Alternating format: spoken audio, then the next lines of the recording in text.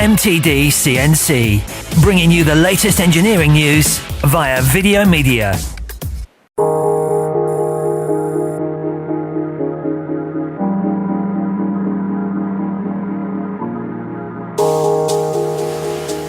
Impressive place here at Formaplex, Ben. What is it you do?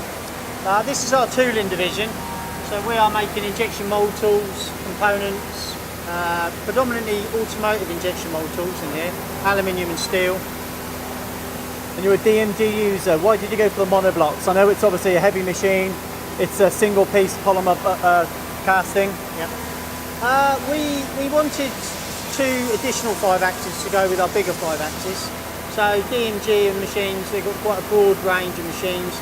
A typical mould and die 5-axis doesn't need extreme undercuts. It's generally around sort of 25 degrees. So we went for this configuration, which is a B-axis head with a rotating table. It works exactly how we wanted it to be, really. And of course the Z-axis moves up and down. It's actually the bed rather than the head of the machine. That's correct, yeah. So the machine stays fairly rigid. The workpiece goes up and down, slightly different to any of the other machines in here, so it takes a bit of getting used to in the configuration. But yeah, it keeps the machine fairly rigid, fairly close up to the working area. And I guess if the rotary table set at 0, you can utilise the full capacity of the machine as well. Yeah, correct. Yeah, I mean, there's a 3-axis machine, you can cut up to 1200mm in length, 710 width, or as a rotary, a simultaneous 5-axis is an 800mm rotary. And I know you program on the machine here at Formaplex, so how do you find the control? Yeah, good. Yeah, 530 control as for all our machines. All our CAM program is done on site. It's done at the machine by the operator. Yeah, it's relatively good.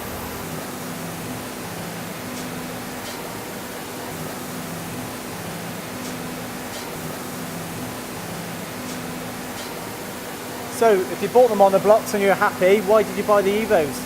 The Evos we purchased because we needed to machine 5 sides, so the likes of the slides and the up and aways and injection mould tools. We need to be able to put the parts up and go right the way around them. These machines offered us the ability to get closer to the table when up at 90 degrees or even negative. This was a perfect machine really in the DMG range for that. So it's full simultaneous 5-axis. Do you always use that, or do you quite often use it as a 3-axis? Well, we use this predominantly 3+2, majority of what we do. Some components require scribe lines, end of part lines, that we use simultaneous. Or deep pockets where the head's coming into collision, we use simultaneous 5-axis then. The 100 Evo, it's the first one I've seen in the UK. Was it a good choice? Yeah, very good. Yeah, we were actually the first company in the UK to take that machine. It's 1 metre by 900, takes 1,000 kilos on the table. So for some of our small to medium sized injection mould tools, gives us good surface finish, high level of accuracy. We can do all angled holes, any undercuts. We can do full machining package complete on one machine without having to transfer it. So yeah, very good. And here at Formaplex you work with many premium automotive manufacturers. Surface finish is the key. Do DMG stack up? Yeah, they do. Yeah, very good. Hence why we've now got 4. Good level of accuracy, good surface finish. Minimal polishing requirement. I mean, some parts on B side we even leave them as a machine finish. It's that good. Yeah, very good.